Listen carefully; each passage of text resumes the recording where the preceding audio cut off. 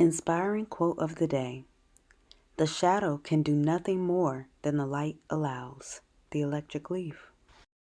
Salutations, family. Welcome back to The Electric Leaf, where it is my goal to assist you in nourishing your mind, your body, and your chakras. I have lots of videos right here on YouTube to assist those on a spiritual journey.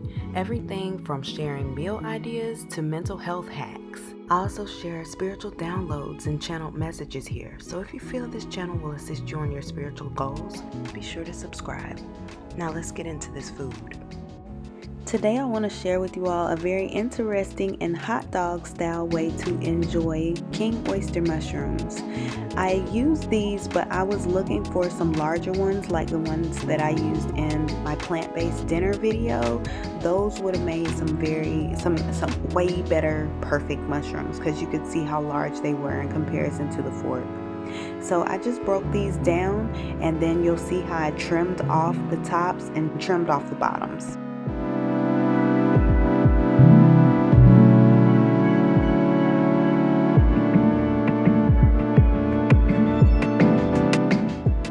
I've been excited to make these, and of course the day that I actually get ready to make them, I can't find the mushrooms that I usually get that inspired me to want to make them in the first place.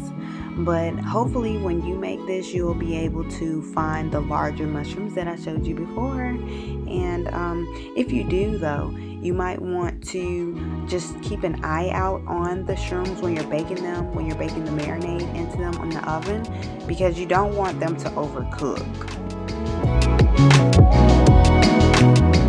So the other mushrooms, all the mushroom scrappings and the little tiny mushrooms that were in there, I am going to fry them up in a pan. I'm just going to cook them quick on a skillet there. So I'm making the marinade for the oyster mushrooms here, and I used 1 tablespoon of better than bouillon and 15 to 20 drops of the liquid smoke. I stirred it around with about 2 tablespoons of water, and then I just coated the mushrooms. Then I baked them right in the pan, 350 degrees for 20 minutes. So I created this little kale salad just to go on the side of my Shroom Dogs. Okay, I added about 6 cups of kale and 2 lemons. I just juiced them, and then I massaged the juice into the kale and let it sit while I made the dressing. It really helps to break those leaves down so they're easier to digest. I did put the recipe in the description box for you all. Alright, you see how thick the dressing is? This was not a mistake. This is exactly how I want it. I put those dried chopped onions in there, and then I also added some fresh basil. Okay, and then I just pulsed the mixture in the blender.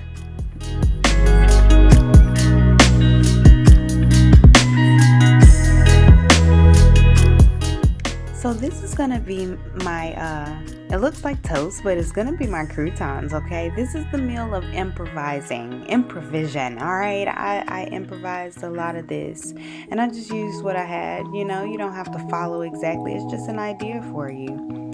So I poured the dressing onto the kale, tomatoes, and onion, and then I just mixed it in. Okay, I just mixed it in. I really enjoyed this salad. It was very flavorful, but with the avocado being the base of the dressing, it wasn't overpowering. And I am an avocado fan, so I really literally could have cut up an avocado and added it in there as well along with that. So you see the little pieces that I cut off the mushroom, I just threw those into my salad, and there goes my buttered toasted bread.